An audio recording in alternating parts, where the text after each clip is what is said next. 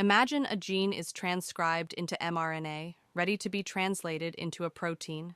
But wait, here comes miRNA.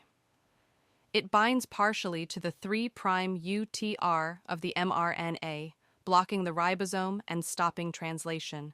The message is still there, but it can't be read. Now enters siRNA. Unlike miRNA, siRNA binds perfectly to its target mRNA within the coding region to cut and degrade the mRNA completely. No message, no protein. Initially, miRNAs and siRNAs were thought to be fundamentally different. miRNAs are endogenous and transcribed from an organism's genome. In contrast, siRNAs are typically exogenous, originating from viral infections, transposons, or transgenes.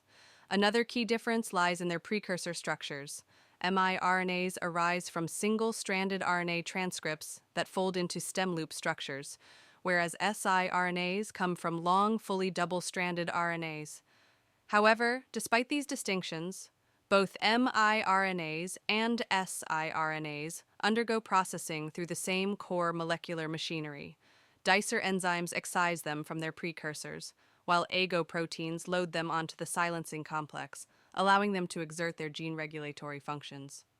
Inside the nucleus, a special gene is transcribed by RNA polymerase II, forming a long, stem loop RNA called primary miRNA.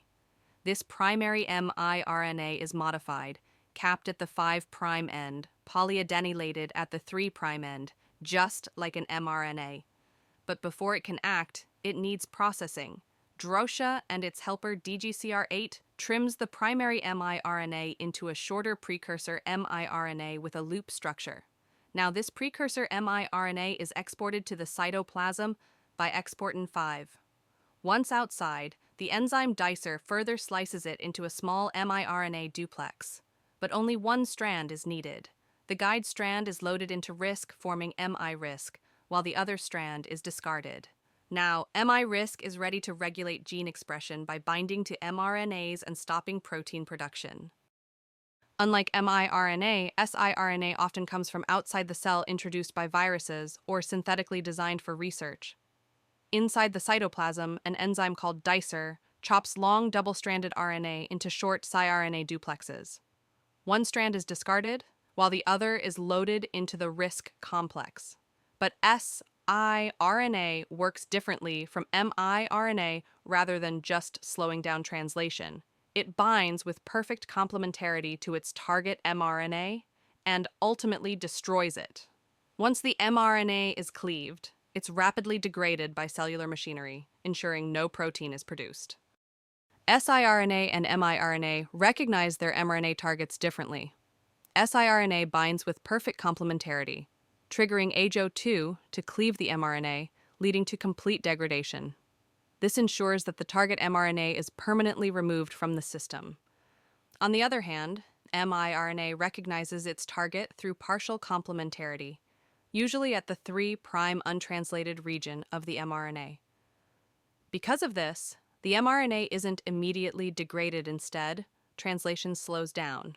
Or, the mRNA is degraded through decapping or exonuclease. miRNA and siRNA may seem similar, but they have key differences. miRNAs come from their own genes and regulate multiple targets, while siRNAs originate from external sources like viruses and silence specific genes. Their precursors are different too. miRNA starts as a single-stranded RNA that folds into an imperfect stem loop, while siRNA is a perfectly paired double-stranded RNA. Evolution-wise, miRNAs are highly conserved across species, while siRNAs change more frequently.